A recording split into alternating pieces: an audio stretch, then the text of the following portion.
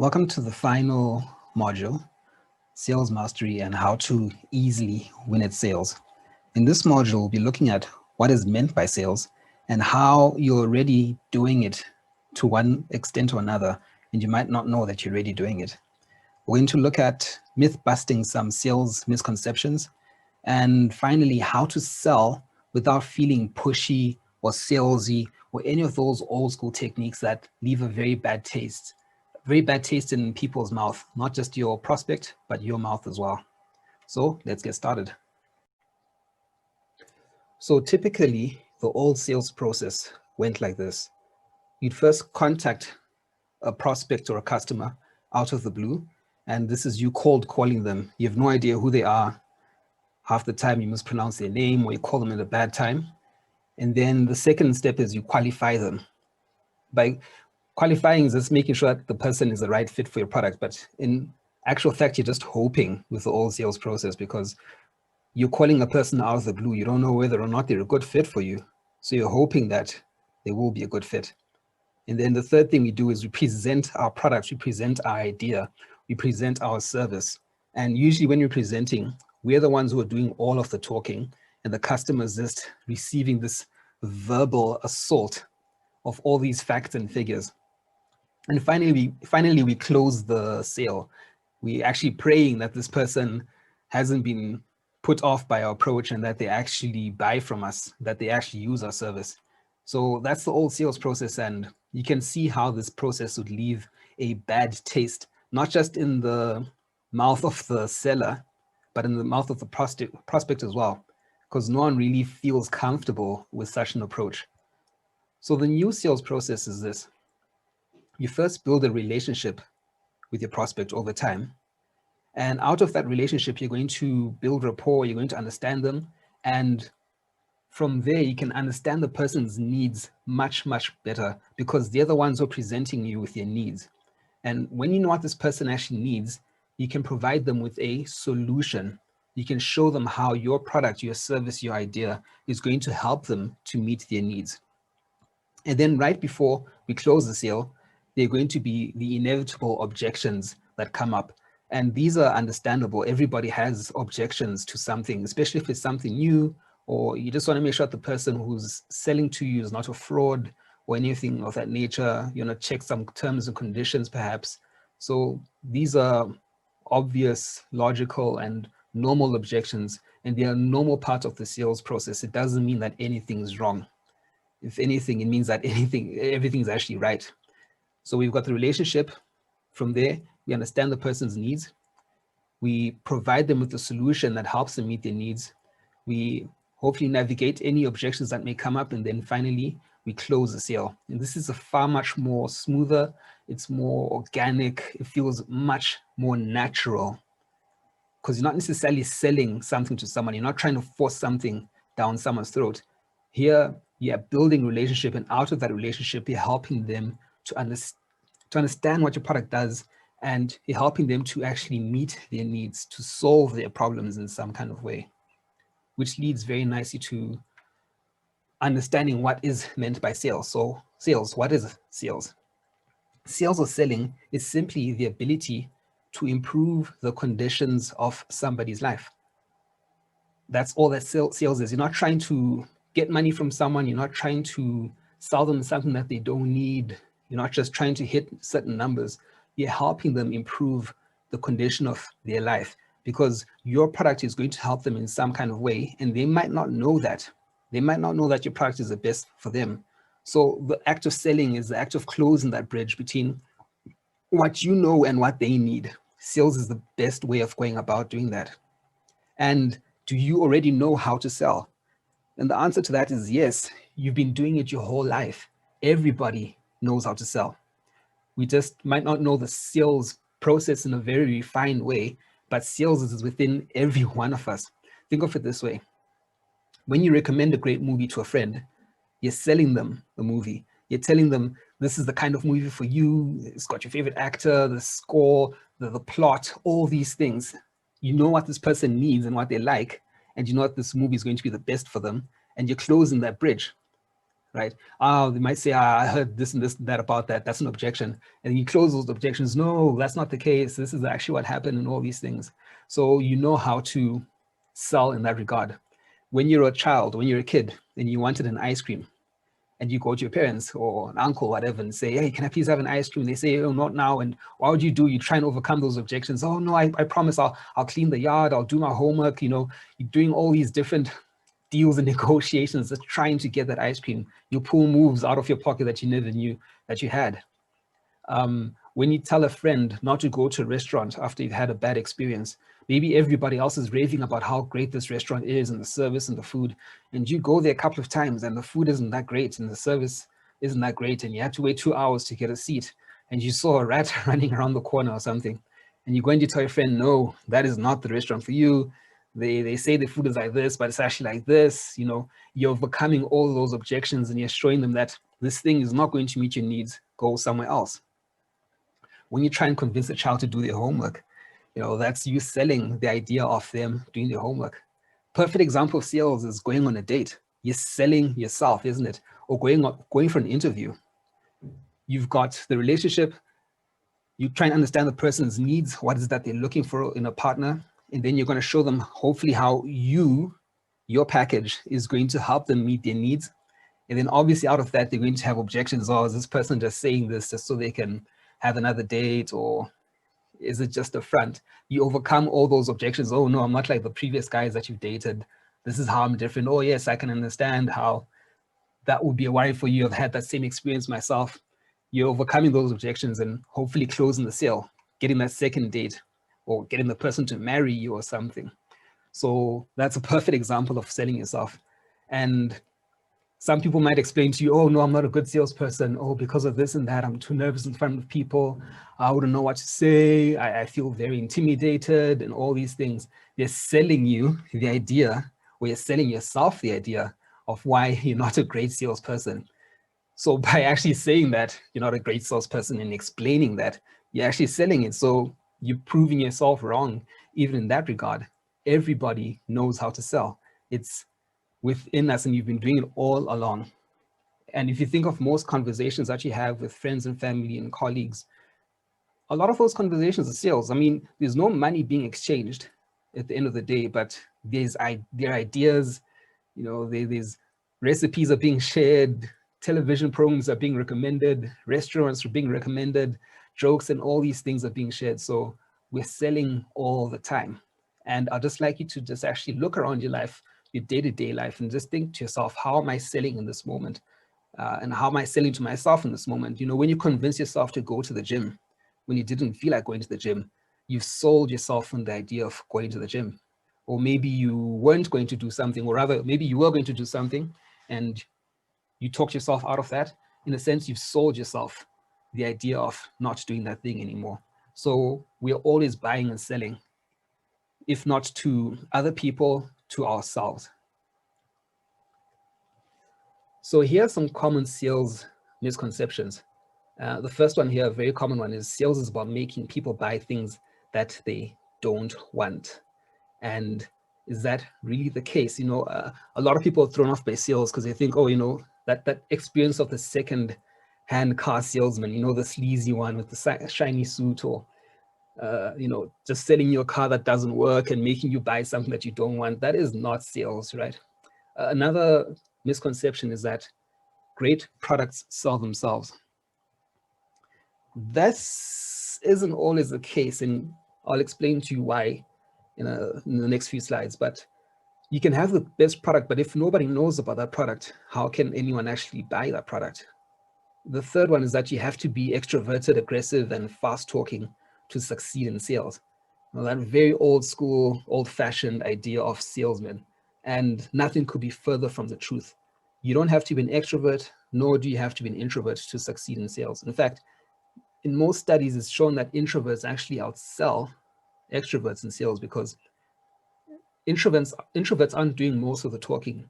It's the prospect that's doing most of the talking. And since the prospect, the person you're selling to, is doing most of the talking, you're able to extract ideas. You're able to extract this person's needs far much more better than if you're talking. And as a result, you're able to build better rapport and actually sell them what they really do need rather than just you talking at them rather than to them. So you don't have to be extroverted, aggressive, and fast talking to succeed in sales. It's not an issue of personality. It's just an issue of the sales skills. And the final one there is that it can't be taught. You have to be a natural at it.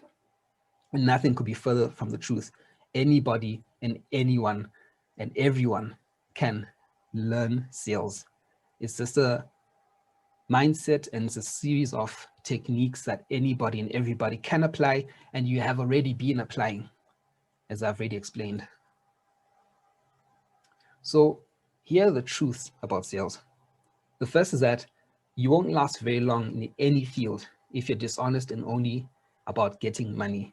That whole idea of, oh, salespeople are only trying to sell something to you so that they can just make their commission and make a quick buck. That might work in the short term, but eventually your reputation will catch up with you, and nobody will want to do business with you if that's all that you care about. You want to care about helping people solve their problems. And that's what sales is. Sales is about improving the quality of somebody's life. So we can't just be focused on money. We have to be focused on improving people's lives, and then the money will come. It's about adding value. The second truth is that sales is a bridge. It's about connecting people who need something with the value that you can provide. You've got this great product, you've got this great service that you want to share with the world. And the best way of going about doing that is through sales. Letting people know what this thing is about, letting them try it out, anticipating whatever objections they might have about that product and showing them how it'll actually improve their lives. That's what sales is. The third one is that great products are easier to sell, but the best product or service that nobody knows about won't be bought. So this thing of good products can sell themselves. Yes, good products can sell themselves. In a sense, it's easier to sell them, but sales still need to be there. You still need a selling process in order for that product to be bought or sold. And the fourth one is that you just have to be yourself and practice the principles. You don't have to be an introvert or an extrovert, or you don't have to be aggressive or meek. You don't have to be anything. Just be who you are and focus on the principles, and everything else will take care of itself.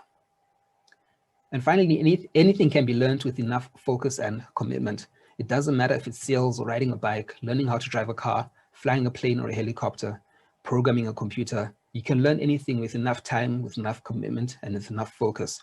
Yes, it doesn't mean that's a straight line and that there won't be mistakes along the way. But the whole idea is that we can learn from our mistakes and we can get better with time. So why does sales matter? Why focus on sales? So let's look at this. Is the best product going to be the best in the market? The best product? Is McDonald's the best burger in the world? Hell no, it's not, isn't it? I mean, I know of a lot of people who can make a burger far much better than McDonald's, but McDonald's has a great sales process, which is why their burgers do so well in the market.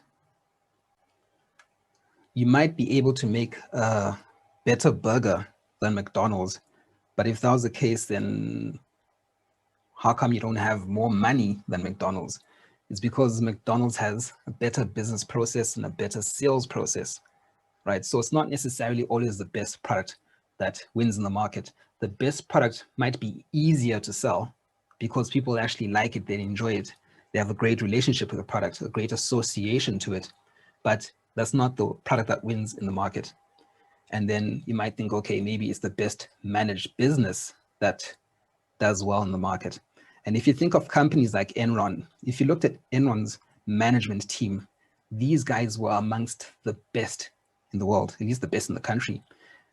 All Ivy League graduates, masters, MBAs, and so forth. Highly, highly, highly trained, highly skilled guys.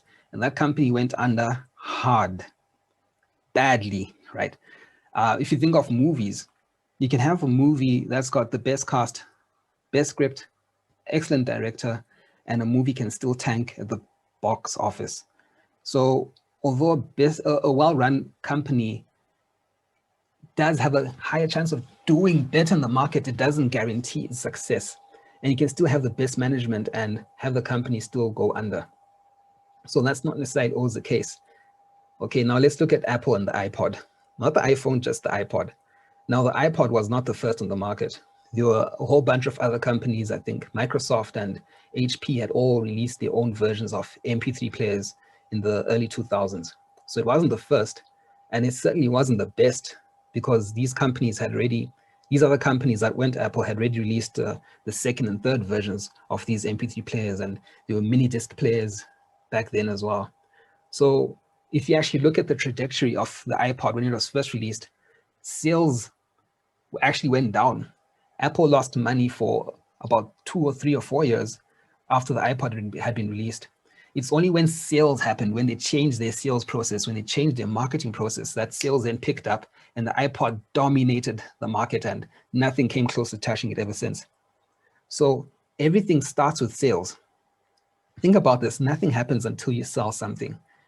You've got products sitting on the shelf, or clothes sitting somewhere, or you can have a product or a service, an idea, a course or something, but up until someone actually buys that product, up until money exchanges hands, up until people take those goods and use them, wear them, buy them, consume them in some way, nothing happens. Your business is not running up until sales actually happens. So everything starts with a sale, which is why it's so, so important. And everything is sustained with sales. It gives life to the business. If your sales go down, what happens? The third thing happens, everything ends. If sales go down, if no one buys a product, if no one's interested in the products, if everyone boycotts a certain company, they don't sell enough and they go out of business. Now, I'm not saying that sales is the be all and end all of everything. Far from it. You just still need to be ethical. You still need to manage your finances. You still need to have good management processes in place. You still need to make sure that you're offering a good quality product. But at the end of the day, if nobody's actually selling, if no one's actually buying, then nothing's happening. Everything begins and ends with sales, which is why it's so, so, so important. And that's the whole idea behind this course. It's not about giving you everything to do with sales. It's giving you enough to get you started. It's giving you more than enough to move forward and understand the process so that you can better navigate that storm, the inevitable storms that are going to come. So let's look at the very, very first process of sales, which is relationship building. So we want to build a relationship with our prospect, with our client, before we actually engage them in buying or using our service. You don't just want to jump in on someone who doesn't understand you, who doesn't know you, and who you don't know either, and ask them to make this commitment, okay? You want them to know you, understand you, and this must be a two-way street. You must know and understand them. That's what a relationship is people relating to each other. And the very first part of relationship building is rapport. You need to be liked or at least connected to them. Because if there's no rapport, which is just a connection between two people, then there can be no influence. So you need to build rapport with your prospect. How is it that we can go about doing this? The very first best way is just to be a great listener. They should be the ones doing most of the talking. If you're talking most of the time, chances are you're talking to them, talking at them, but they're not actually listening. They're not actually engaging with you. You want them to be doing 80 to 90% of the talking so that you can understand them, so you can get into their minds, get into their hearts, and connect with them. What is it that this person needs? What is this person's greatest desire? You won't know any of those things up until you actually listen to them.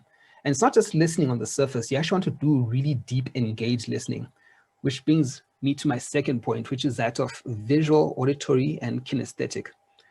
So visual people tend to talk about things in very visual ways. You'll hear it in their language when they speak. They'll say things like, "Oh, I see it, I picture it." Words that are very visual in nature. That's how they'll usually describe what it is that they're talking about. So they'll talk about, for example, just in a general example, a person might say, "Oh no, I see myself 10 kgs lighter, and this is what I'm doing, and I see myself doing this, and I get a picture of myself doing that. It's like a movie in my mind." then you know that this person is talking in visual terms. An auditory person will be talking about auditory terms, things that are to do with sound. So they'll say things like, that sounds right to me. That sounds right. I get what you're saying. Oh, I hear you. So when you hear these auditory sounds, these auditory terms, you know that the person is talking in an auditory frame of reference. And then kinesthetic is basically to do with feeling. It could be emotional feeling or even physical feeling. They'll say things like, it doesn't feel right to me. I've got this heavy weight on my shoulders. You know, I feel down or I feel up, I feel great.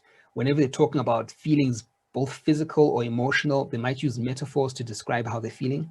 Then you know that this person is talking from a kinesthetic frame of reference.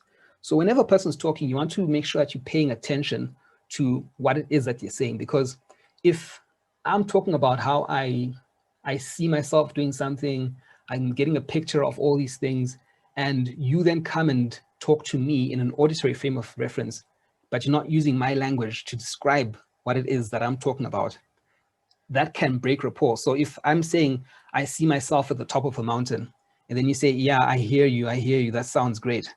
You're not talking in or you're talking in an auditory term to a person who's talking visual terms. So you want to make sure that you're matching how they're talking. So if they say, I see myself doing this, you can say, oh yeah, I can get a picture of that. You don't have to necessarily mimic or say the same words, but at least talk in that same frame of reference that they're using. So always speak to them in their language. And on a side note, that's usually well, not usually, but it's sometimes a cause of a lot of arguments. Usually it's people using different frames of reference to talk about something. So someone will come in and say, I can't see your point of view about this topic, visual. And then the other person will respond, well, can't we talk about it further? Auditory. Then the visual person will say, it's perfectly clear to me. It's just black and white. How come you can't see it? And the auditory person will go, oh, if you want to discuss it, it might make more sense then. You know, just have a closer look. Let's get a different perspective. You never listen, do you? It's these visual and auditory people, kinesthetic people, using different frames of reference to talk about the same thing. So having that flexibility, being able to move between the visual, auditory, and kinesthetic allows you to connect and talk to practically almost anyone. So the auditory person will say things, the kinesthetic person will say things like, oh, let's get this agenda moving. Let's get this thing moving. Let's get this thing off the agenda. Let's kick it off. Let's look at these different stumbling blocks and let's see how we can reshape this thing and put it to rest. You know, you're talking about very physical things, using very physical metaphors to describe those things. So whenever you're talking to someone, and even if it's not in a sales meeting or you're not talking to a prospective client or customer or anything of that nature, just in your general conversations, and even when you're talking to yourself in your head, because yes, we all do that, listen to the way that you describe things, listen to your type of language, and it will give you an idea of how it is that you speak to yourself so that you know, am I more visual, am I more auditory, or am I more kinesthetic? And it's just a great starting point to know how you frame things in your mind. And you might find that you actually jump between a few of these. That's fine. It's just that at certain points in time, we tend to be stuck in one. And then you might move to another one when you feel something else. So be aware of what it is that you're talking about and how you're describing that thing. Because the more aware of it you are, the more switched on you are to it, it'll help you to be more switched on when other people are talking in those terms. And then you can match them. You can match them and talk to them in their language. So you just want to keep your ears open. See what I did there? Whenever you're talking to people, so that you can really get a hold of what it is that they're talking about, and you can have a clearer picture of it. And then you're able to move together in a new direction and be on the same wavelength. All right, so you want to appeal to both people's logic and emotions as well when you're building rapport. Some people are more cerebral than others. Some people are more logical. They want facts and figures. And other people are more emotional. They want to connect more to the feeling of something. That's the kinesthetic there. So be aware of who it is that you're talking to. Is this person more logical in terms of when they're making the decisions? Do they look at the pros and cons, the costs and all those things, the benefits? Or are they more emotional? Are they going more with their gut? Are they going to go with how they'll feel after they've purchased this thing, after they've used the service? Now, nobody is one thing or the other. Everybody is a mixture of logic and emotion. Although it might look like on the surface, this person is just clearly logical, this person is just emotional. Everybody has that. They just might use more of the one than the other. So just be aware of who it is that you're talking to and appeal more to the one than the other. But ideally, both are important. One is not more important than the other. Now, one great way of making sure that the person, the client, the prospect is doing most of the talking is just to ask questions. You keep asking questions. They're not these general questions of what is your name, what's your date of birth. You're not looking for just facts. You want to ask open-ended questions so that they expand on what it is that you're talking about. So the person will you ask a question that's open-ended, and after the response, you're going to probe deeper so you can get the facts and feelings behind that answer. And then they'll give you more answers, you probe deeper, and after that, you're going to summarize what they said back to them and say, oh, you said this and this and this and this about that. Is that right? And they'll say yes. And then after that, you restart the process. You ask another open-ended question. You probe deeper for facts and feelings. Once you've done that a few times, you're going to summarize that. The whole idea is you're not asking questions for the sake of asking questions. You're trying to understand what is going on in the mind of your prospective client. What is going on in their hearts? What's driving them? You're trying to get into their head and get into their bed, not in a bad way. What is it that this person thinks about when they wake up, and what's the last thing that they think about before they go to sleep? That kind of get in their bed. Now, the second part of the sales process is to diagnose.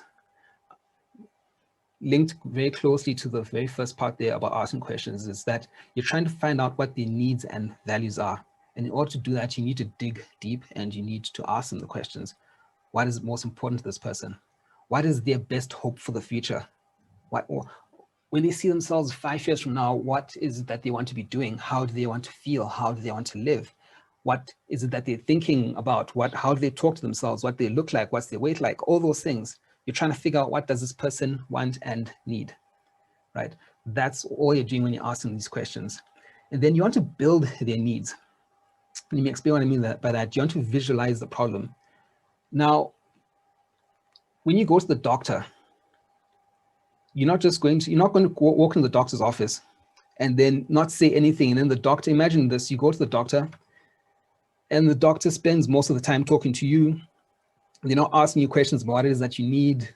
They just talk, and then they say, take this medication and go home and, take it 3 times a day at meal times. Has this doctor actually solved your problem? No. Why? Because they haven't diagnosed anything. How can you prescribe before you diagnose? So you must first diagnose what the problem is, and then you can prescribe a solution, a medication, whatever, for whatever the problem is. So in order to do that, you first need to find out what the problem is. We do that by asking questions. What is it that this person needs? What is their problem now? What are their pain points, right? And then once you've discovered what those pain points are, you want to make it a visual thing. Summarize that pain point and say, oh, okay, I see that as being a problem. You don't want this problem to be something that's a general problem that exists in the ether. You want this problem to be a real problem. You want them to admit that there's a problem, and you want to create a picture of this problem. So if you're a personal trainer, when a person comes to you and they say very general things of, I just want to feel fit, that's not really a problem as such. You might ask them questions like, oh, why do you want to become fitter? How will it help you when you become fitter? Do you want to lose weight? Do you want to run faster? Okay, and what's the current problem right now? Oh, right now the problem is that you can't walk up a flight of stairs without feeling like you're going to die when you get to the top of the stairs. You've now visualized the problem. You've created an actual picture of a problem here, and it's something that they can see, something that they can feel. It's not just something that exists out there like, oh, I want to get fitter. Getting fitter is not a problem. You want to state that problem in a way that can be visualized. And think of it this way. Why is stating a problem important? Why is it important to get them to their pain point? Pain is important because people will do more to avoid pain than move towards pleasure. People will do more to avoid pain than they will do to move towards pleasure. Think of it this way. If you put your hand on a hot stove and that stove is red hot, how long will it take you for you to move your hand off? A split second, right? Because that thing is so hot, the pain is so intense, you'll do anything that you can to solve that problem immediately, which is moving your hand. If you got a toothache, I'm lucky, I've never actually had a toothache, but I've been told that if you've got a toothache, you will do anything and everything. You'll move heaven and earth to get that problem solved. It's a very, very strong pain point. And think of it this way as well. If I offered you $1 million or a million rands, and I said, do these things for 365 days, and at the end of those 365 days, if you've done these things, I will give you $1 million. It's a pretty enticing deal, right? Okay, I just have to do some stuff, and at the end of that stuff, I get some money. How about this? I give you $1 million right here, right now, hard cash in a briefcase, or however many briefcases that takes.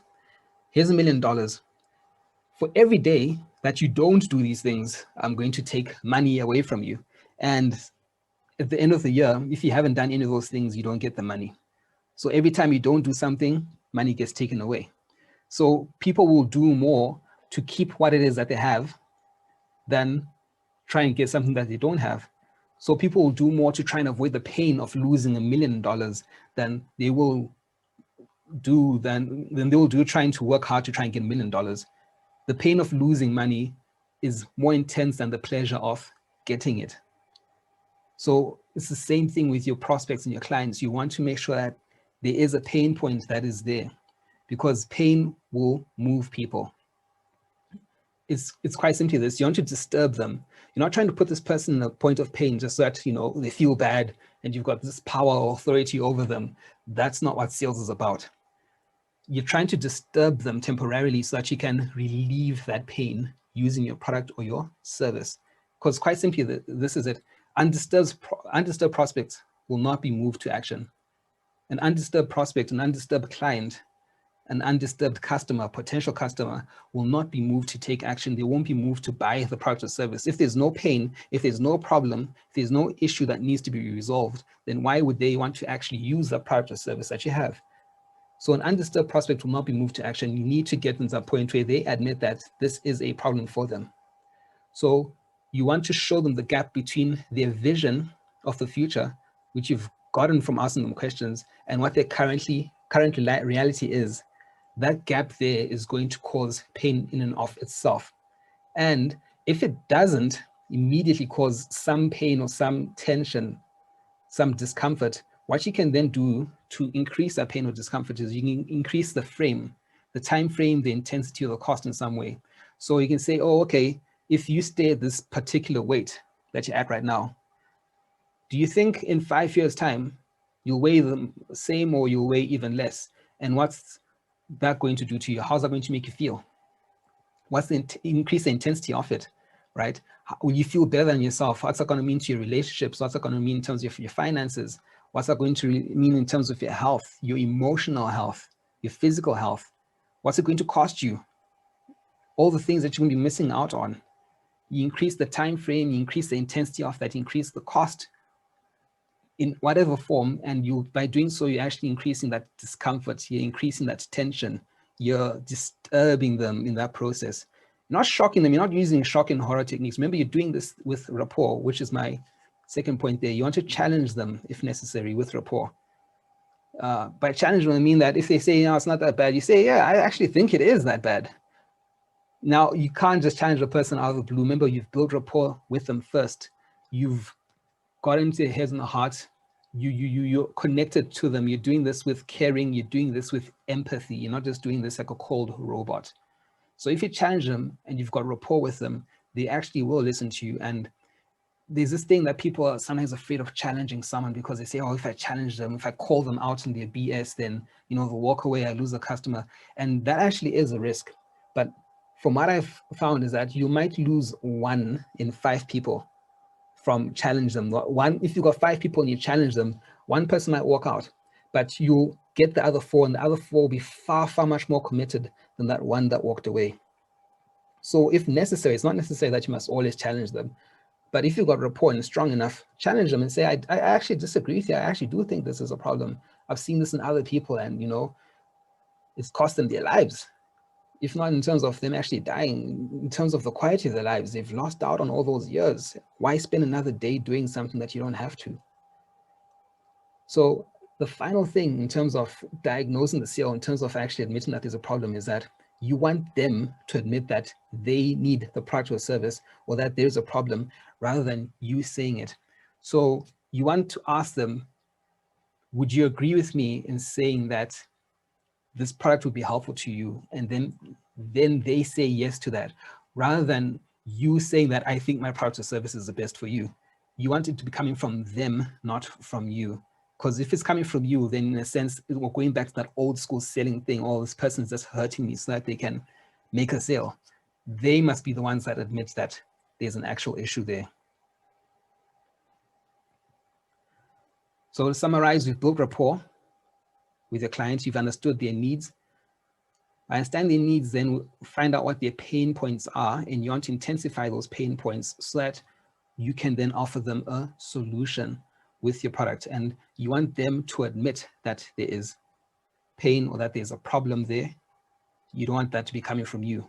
Remember, rapport, empathy, connection is important in all of this. Now we come into the solution bit. So remember with the old sales process, we say that usually it's the seller that's going to be doing most of the talking. They're just listing off benefits and rattling off numbers and facts and figures.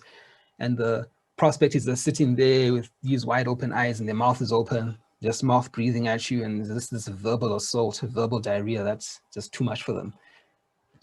Here with this process, since you've built a relationship with this person over time, remember the relationship isn't something that you build in 5 minutes. Sometimes you might have to just have coffee with your prospect or client or talk to them a few times before you even come to this process, right?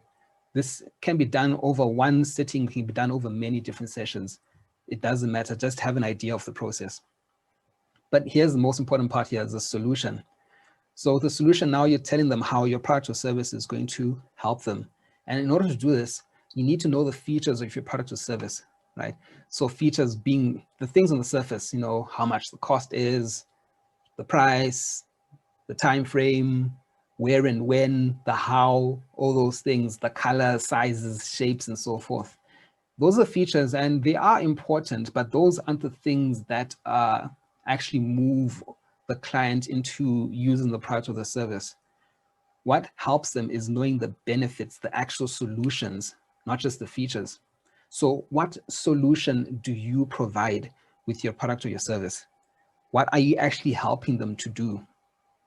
So you need to know those benefits. Remember, it's not just about features, which is just the technical aspects of it. Here's the actual benefits, the solution. How is their life going to be better as a result of having used your product or your service? You need to know that. So what problem do you solve with your product or your service, with your idea, with your offer? Can you name 50 benefits of your service or product in your sleep? Yes, literally 50. And I challenge you, get a piece of paper, number it 1 to 50 on the side, and literally list out 50 benefits of your product, because you want to know that many. You should be able to list those benefits off the drop of a hat. You should know those benefits. It should be something that is within you. You want to be walking and talking and breathing these benefits, because it's those benefits that are going to move the prospect into using your product or your service. And you want those benefits to be linked to their needs and their values in their language. Remember, you've asked this person questions, you've found out what their values are. Okay, family is important to this person, or community, or money. When you're talking about the benefits of the product, you want to link those benefits to what it is that they are looking for. So if the person is looking for more freedom in their lives, let's use that word, freedom, financial freedom, or freedom in terms of peace of mind, you need to show them that your product is going to give them that. Oh, your product is going to save them so much money, it's going to save them so much time, and as a result of that, they get the freedom that they're looking for. And remember to use this in their language. So if the person is talking about freedom and they're using very visual terms to describe that, you want to do the same thing when you're talking about your benefits. If they're using very kinesthetic terms, then you want to be able to talk about that when you're listing your benefits. So you need to know what this person's needs and values are and talk to them in their language. But first and foremost, you need to know the benefits of your product, how it's going to actually help them. So once you've covered the benefits, the next part here is the objections. And objections are when a person says, okay, you've told me this. Okay, we've built rapport. You show me how I've got a problem here, and you show me how your product is going to actually solve my problem. But now I've got these issues, like, is it really going to do that? You know, all those little things that you have, those little questions that are nagging at the back of your mind before you actually buy something off. Is this the right product for me? Am I going to regret this later on? Am I going to have buyer's regret? All those things. So objections are actually an opportunity to build better rapport. And I'll say that if you have done the first three things properly, you've significantly minimized the chance of getting objections. Because sometimes objections just mean that you haven't built enough rapport with the person and you haven't really dug deeply in terms of what it is that they actually need. You haven't understood this person's values enough and shown them how your product will actually solve their problems enough. If you've done those three things enough, then there should really be no objections. But nothing is perfect and nothing is ever going to work out 100%. Those objections sometimes aren't even a question about you. It might be just something that the prospect is dealing with. So the objection is an opportunity to build better rapport with your client, because if you can solve that objection, they'll be in a far much better place with you in terms of a relationship than they were before they had that objection. So it's actually a good thing that they've got this objection. It means that I can go deeper with this person. So objections are a sign of interest. It's not a sign of disinterest, because if they're disinterested, they'd have said, no, sorry, it's not for me, goodbye. But if they actually have a genuine objection, that's actually a good thing. They're interested in the product. Now they're actually worried about, it's like that example of going on a date with someone. You're on a date with someone and you're connected with them. It's exactly what the qualities, their personality, their characters, all the things that you're looking for in a person. Now those objections are, is this too good to be true? Is this person playing me in some kind of way? It's just a sign of interest, right? So you're trying to avoid buyer's regret with objections. So one way, a really great way of overcoming objections is the feel, felt, found method. Feel, felt, found. So with the feel, felt, found method, you're going to say to the person, I know how you feel, right? They've got the objection. The objection might be, is this really the right product for me? Is this the best time right now for me? So you might say, I know how you feel because I have felt the same way. But what you'll find is, as you use this product, X, Y, and Z benefits that you already know. So you can literally use the script as it is. I know how you feel because I felt the same way before. These are your concerns. And I felt that, But what you find is that there's actually a way around it. Or you can use somebody else. You can use an example for a person who's bought from you, a testimonial of some sense, someone who's used your product or your service before, and you can say, I know how you feel because Mary felt the same way. She was in the very same position that you're in. She's also a single mother on a single income, X, Y, Z. But what she found is that when she actually committed to using this product or using this service, or when she committed to doing this thing, because she's so committed, she actually found the money. She found the way around this thing. I know how you feel because John felt the same way, and he actually was in a worse off situation than you because he only had X, Y, and Z going for him. But he found that by doing this, he actually saved himself even more money going forward. So feel, felt, and found. I know how you feel because X, Y, and Z felt the same way. And what you find going forward is that this and this and this will happen. Now, the real best way to actually overcome objections is to prepare for them in advance. In any field, there are usually about 5 to 7 objections that are quite common. Objections might be in the form of time, it might be in the form of money, it might be in the form of the time right now, not just find the time, but is it really the best time for me right now? You find that think of yourself when you went and made a major purchase, maybe in terms of a house or a car or a relationship, a new job, moving somewhere, asking somebody out. Usually the objections in your head that came up just before you did that thing. And you find that those objections are very similar in almost any field. So if you actually take the time down and write down 5 to 7 objections, you'll find that you can actually anticipate them. So when the customer or the client then brings it up, you're not thrown off guard like, oh, shoot, this person's talking about that. How do I actually say, how do I navigate around this thing? If you can know those objections up front, you can then deal with them and have the answers ready so you're not thrown off guard. And this leads me to my point here in terms of objections. The best thing you can do for all sales is to actually just prepare in advance. That's the best thing, not just for objections, but for everything. Look at your visual, auditory, and kinesthetic. Make a list of all those terms and see if this person's talking in visual terms, can I match that? If they're talking in auditory terms, can I match that? In kinesthetic terms, can I match that? Do I know all the benefits of my product? Do I know those benefits in my sleep? You know, doing all that preparatory work is going to help you so much when you come to the actual sales meeting or just any meeting, because you have those answers in you, and no matter what happens, whatever gets thrown at you, you know how to navigate that. So if they say something like, price is a factor for me, or this thing is very expensive right now, how can you overcome that objection? Because usually price is a very common objection. And the truth of the matter is that price is never, ever, ever, ever, ever a factor. It's never, ever, ever a factor. If you think about yourself, if you're going to buy something, even if you're going to buy something that's cheap, and you find that there's a group of things that are cheap, you're going to buy cheap things. Amongst cheap things, you never buy the cheapest, you buy the best amongst the cheapest. So you're going to buy shoes, or you're looking for notebooks, whatever the case may be, you find that now there's different ranges, similar priced items, the price difference isn't that much. You don't necessarily always go for the cheapest, you go for the best amongst those cheapest. So you don't go for the cheapest thing, you go for the best amongst that range of the cheapest thing. So price is never always a factor. You're looking for value in relation to price. So what you can do then is show them how much they will save by using your product or your service. Show them how they'll save in terms of time, okay? How they'll save in time, how much they'll save in terms of energy, in terms of health, in terms of their mindset. Oh, you're not actually, by spending more money right now, you're saving yourself far much more money in the future, because your product is far better than your competitors' products and it's not going to break. You're not going to have to replace it as much. You offer better guarantees and after sales service. You offer more value than anybody else. Since you offer more value and you give so much more than anyone else, no one's ever going to question you in terms of the price. So that's always the first thing here, is always add more value than whatever they can ever expect. By adding more value, you'll never, ever, ever have to worry about objections. But show them how they'll save whatever the objection is. Show them how they'll save the time, how they'll save in money, how they'll save in health, in energy, in the mindset, peace of mind.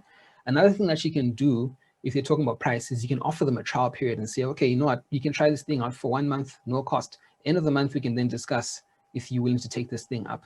So that's another great thing. You're offering them value up front without them having to pay. And if your product is really as good as you claim it is, they'll see that when they use it. And at the end of the month, oh my goodness, they won't be able to live without it.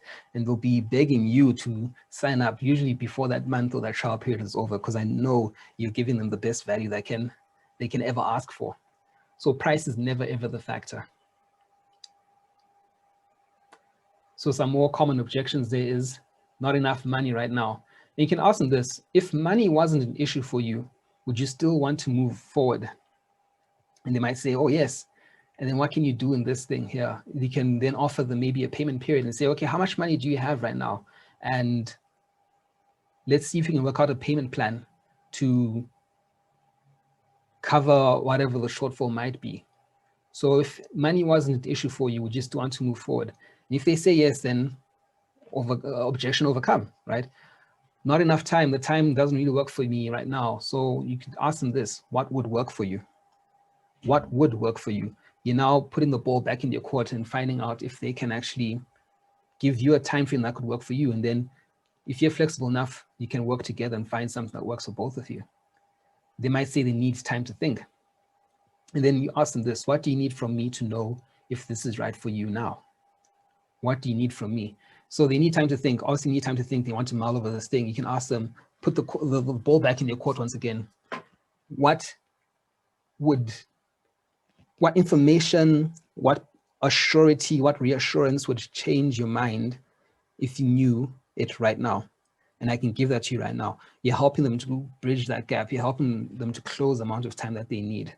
Because sometimes when people say they need time to think, it's not that if they go off and they need time to think for the next 30 days, they'll lose their hunger for the passion for the product. If you can give them something right now, rather than then having to wait 30 days, they get the benefit right there and then without them having to walk away. So them thinking on their own is not going to solve anything. You are the one who knows the product's benefits. You're the one who knows the solution. So ask them what solution, what issue do you have right now that I can then actually help you to solve? Because you thinking on your own about this product is not going to solve anything. You're not trying to be hard. You're just trying to challenge them. Once again, you want to move with rapport whenever you do all these things, with empathy and with caring and with connection. Otherwise, if rapport is lost at any stage here, you've lost the entire sale. And then the final step here is, if you've done all those 4 steps properly, building rapport with the client, building the relationship, understanding what their needs are, showing them how your product will solve those needs, and then overcoming any objections that might come up. Now you can close the sale. This is when you actually get them to sign the contract or them to commit to the program, buy the product, whatever the case may be. So the first thing that comes to closing the sale is that, remember, some people might say they're not interested in the sale, and that's fine. You want to work with people who are as passionate and committed as you are. You want to work with people who are as passionate and committed as you are. So if you're a coach, yoga teacher, personal trainer, you don't want to be working with people who are half in, half out, because they'll be all out, right? You want people who are all in. And if they're not all in, that's a great thing for you, because then you don't have to waste time with a prospect who's going to not follow through with the product. So you want to do, first thing I would do before you close the sales, you want to summarize everything you've covered so far. You want to summarize the problem that they have. Remember, an undisturbed prospect won't buy. You want to summarize your offer and the benefits that they will receive. So it's basically the problem, your offer, and the solution. Second thing here is you assume the sale. Act like they've said yes without saying it yet. This is just the power of positive expectations. If you have a positive expectation in terms of your attitude, your body language, your words, and you act like they've said yes, because sometimes people are actually interested in the product. They just need you to actually close the deal. They need you to just close everything and make the sale. If you act like the sale has been said, then you can assume that it's been said and the sale has been said. It's been made. You don't have to do any fancy techniques or anything. There are no fancy techniques. It's just you and your attitude that's acting like they've said yes without them saying it yet. So all you just do then, if you're assuming the sale, you can just review the policies, sign an agreement, and set up payment. So you just say to them, okay, so when would be a good time for you to start? Would you like the payment details? Would you like to sign the agreement and review the policies and get started then? You're just acting like they've said yes without them saying it yet, right? And I'll tell you 90% of the time, they'll follow through. They'll sign the agreement, they'll review the policies, and they'll set up the payment. You send them their introduction email, whatever the case may be, send them the product in the mail. It's done. There's nothing more to do. The sale has been made. Now, if the sale doesn't go through, if they can't enroll to your program or your service or buy your products, or they don't want to, remember this. It takes 7 to 11 interactions before an actual sale is made. They might change their mind in the future.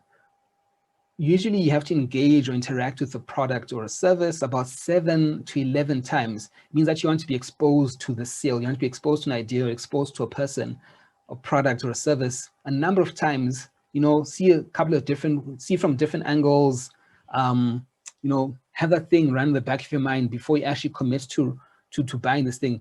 Very rarely is it that you just wake up in the morning and say, I'm just going to go and do this thing. Chances are you've seen an advert on Instagram, you've seen posts, or someone's been talking about something a number of times, and it's like, you know what, actually, that thing is the right thing for me right now. Let me do this. It's actually what I've needed. It's been right underneath my nose all this time. How could I not have seen it, kind of thing?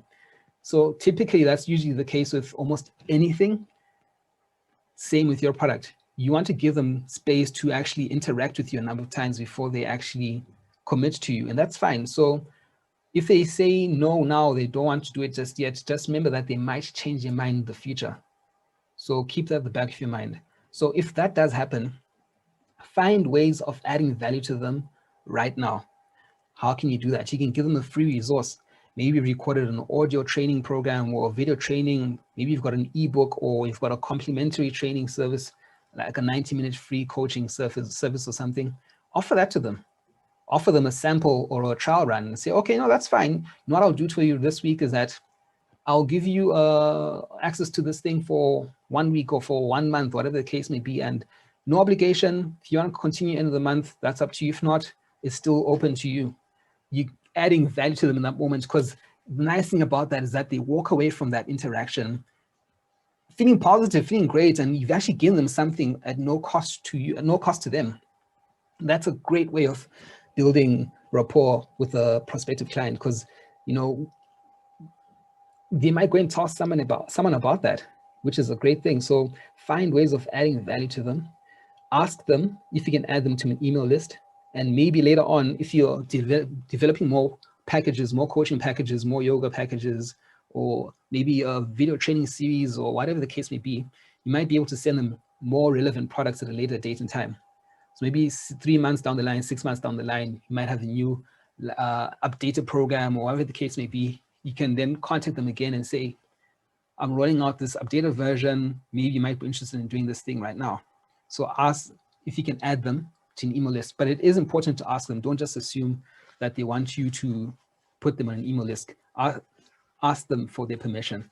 There's nothing more annoying than receiving some kind of communication from someone without you having actually given them permission to do so. The third thing that you can do is ask for a referral. Now, birds of a feather tend to flock together. If this person is a prospective client, chances are, even though the timing might be bad for them, they are the perfect customer for you. If they're the perfect customer, chances are they've got friends and family that are also the perfect customers, because they might be matching that demographic that you're aiming to serve. So ask for a referral. Ask, oh, do you have any friends or colleagues or whatever the case may be who you think might be interested in this product? And then they can refer your product to them. They might be able to give you the person's contact details, or they can give you, they can give your contact details to the person, whatever the case may be. It allows you to then restart the process without having to start from scratch. So referrals are a great, great, great thing to ask for when the sale doesn't go through. Once again, you can call or email them and thank them for their time. This is usually the end of the call. Even if they don't buy from you, don't leave, this thing, I spent an hour talking to this person and we did this thing and added so much value, and now they just pulled out the last minute. It happens all the time. Leave on a high note, right? So you call them afterwards, maybe a week from now or the next day, or you can send them a thank you email. Thank you for your time. It was really great talking to you. I hope we can do business in the future. It just lets them know that, it's no hard feelings and it's just business end of the day. I just want to add value, and I'll continue to do so up until the time that you are willing to receive that value. So most important thing though, always, always, always end on a high note. You don't want to end that Skype call or Zoom call. The last thing that they see is your sad face with tears welling up in your eyes, the puppy dog face as they close that. I mean, it's just, it leaves a bad taste in your mouth, and I'm sure you wouldn't want that for yourself either. So you always want to leave on a positive note. So positive energy, and look for a list of stories. It could be a metaphoric story, it could be a short story, it could be a story about other clients that you've dealt with, or just any kind of story that you find that is positive, but really straightforward to the point. Find a positive story to encourage them to keep moving forward with your goals. So a person might not have decided to join with you. You tell them, what, that's great. I hope you can do business again at a later date in the future. But if not, that's fine. You know what? I hope you keep striving to meet your weight loss goals, and if you don't join up with me, that you find a coach that is a great fit for you. I had the story of a client who did X, Y, and Z, and they didn't sign up with me immediately. But you know what? They went and read a book, or I sent them emails, and they kept at it. And they actually found that they lost some of the weight on their own. And as a result of that, they got so inspired that they came back and actually signed on for a coaching program. And they signed on for a whole bunch of coaching programs. And this person is my best client. So, it doesn't have to be that story, by the way, but just always end on a high note. And if it's just an unrelated story in an unrelated field about, I know another business person who failed at something, and he, as a result of his failure, he went and he found success somewhere else that was really great. And the whole idea is that he never gave up and he kept striving for his goals, and you should do that too. So all I want to do is add value to people, and if they don't sign up with me, that doesn't matter. I still want to add value. So another thing to also keep in the back of your mind is that every no is one step closer to a yes. In any field, you might take 100 no's, for example, to get that one yes. And as you get better at the sales process, you might find that it will take you 20 no's to get to one yes. And then as you get better, you'll get to a point where it takes 5 no's to get to one yes. So know that every time a person says no to you, that's just one step closer to them saying yes to you in the end. And remember, always say yes to yourself. You never give up the sales process. Never give up trying to be the best that you can be. Never give up on your ideas, on your goals, on the offer that you want to give the world, because the world does need that. The world needs your voice. The world needs whatever it is that you have. It needs it in it doesn't matter if there's 100,000 people out there doing what it is that you're doing. It doesn't matter if people have done it before, what other people think about it. What matters is the value that you can offer the world and your unique take on that. Because there's one person who's saying, you know what, I'm hearing all these voices talk about this topic. I'm hearing all these people talk about yoga, but it's just not appealing to me. Up until the one day that you come and you talk about it with your voice and your passion, that person will say, yes, that's exactly what I've been looking for all along. So there is one person, and I can guarantee you, in this world of plus 7 billion people, there's more than one person who's looking for you. And it's only through sales that they're going to connect with you and find you. So know that person is there, and every step, every no is one step closer to them, to you getting a yes. And knowing that, a no is actually a yes allows you to end on a high note. So you always keep moving forward. Know the full benefits of your product. Never give up. Keep yourself inspired. Keep your mindset strong. And I wish you all the best of luck out there. I know you're going to kill it. I hope to see you and connect with you soon. And all the best. God bless, and stay fully engaged with all of life. Thank you so much for joining me on this journey. And I just encourage you to keep learning, to keep growing. But more importantly, it's not really what you know and how much you learn, but what you do with what you already know and what you've learned. So I encourage you to go through this a couple of times, get it in your brain, get it in your body, and start practicing it, even if only in small ways at first. But find ways of challenging yourself and growing. It's only through going out there, making mistakes and learning from our mistakes, do we actually learn and become more. And just as I said in the mindset module, perfection doesn't exist. Sometimes we're scared of putting ourselves out there because we might look silly. A great mindset to actually hold in that regard is tell yourself, I'm going to look silly and still do it anyway. And 90% of the time, it actually works. So go out there, fail fast, fail strong, because on the other side of failure is massive success. And the reason why a lot of people don't have that massive success is because they're not willing to fail. They're not willing to put themselves out there and grow. So know that failure is on the far side of success, and that every no is one step closer to a yes. And if you've got that big yes burning within you, then there is no physical no out there that can ever stop you. I wish you all the best of luck, and go out there and give it everything that you've got. See you soon.